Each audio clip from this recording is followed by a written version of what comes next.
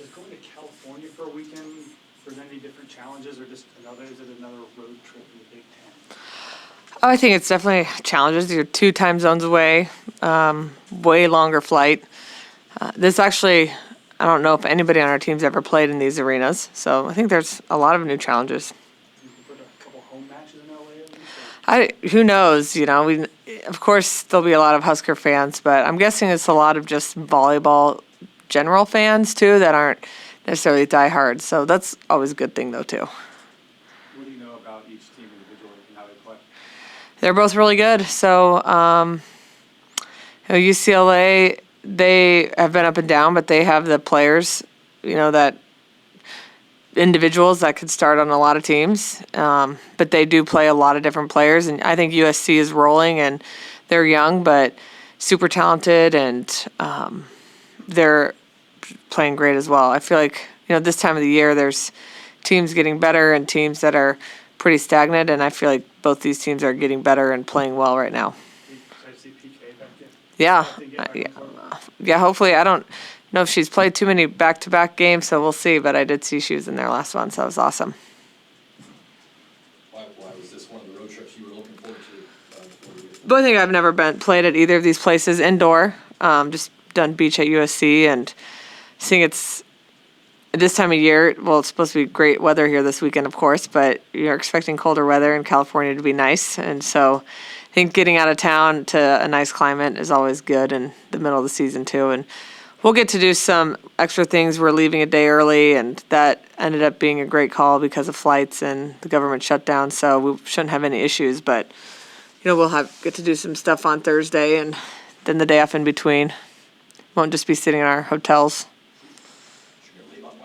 Yes. What do you think have been the biggest reasons that the middle offense has been as good as it has been this year? The biggest reasons, I think the individual improvement of all 3 of them, and you can include Manai in that, and Bergen, and I think Campbell has helped Bergen to take more risks. I think the middles are just more confident. I think Bergen's playing great, so it's just the combination of all that. I just think she's a risky setter, and that's a good thing. And in practice, when you see somebody else doing it, you tend to want to simulate it. So I think it's just made Bergen confident to do the same. Early in the year, Andi came in here, and she wasn't hitting her best percentage. She's like, I'm not worried. I know it will turn out okay. Last week, she basically hit perfectly, or not basically, she did. What have you seen from her as a coach that helped her stay confident to be successful? She just comes in every day with, the same attitude, and she wants to continue to get better. And for her, those, that's a little bit each day. She's not going to see this huge amounts of growth. So being able to be okay with that and recognize the little bit of growth, eventually that's going to pay off. I think sometimes you want to see these massive improvements and jumps. So that just doesn't happen to somebody that's already really polished. So a little bit better, and then, I just think her communication and relationship with our both setters has been just awesome. All the middles and the setters have great relationships, so I think that's really paid off. Bergen's the only setter on the AVCA semifinalist for Player of the Year. Just a team loaded with talent. How have you really seen her make the case for being one of the more important players on this Nebraska team? Just her making the case would just be the consistency, and you haven't seen any dips in our offense. And besides just her setting, she's always in the top leading the team in digs, and she's blocking great. She's one of our better servers, so I just think that being the complete player is something that's really important to our team, and people notice on a national level. Before conference season started, you identified out-of-system setting as one of the areas you could improve. I imagine if you're hitting 400, out-of-system setting is improved. I mean, how have you seen you take the step forward in that area? We're not making as many errors. I also think our attackers are doing a great job of, recycle plays, and they're keeping the ball in play when they can't take a swing, and when they do have a great set, they rip it. So I just think they're making great decisions. And then our setting's gotten better too, and that just, it's practice and kind of figuring out what each player wants. If there is any difference, sometimes there's not. But I also think being able to set Virginia out of system has been just huge for the efficiency. She's pretty good out of system, and it's just nice to be able to mix that up.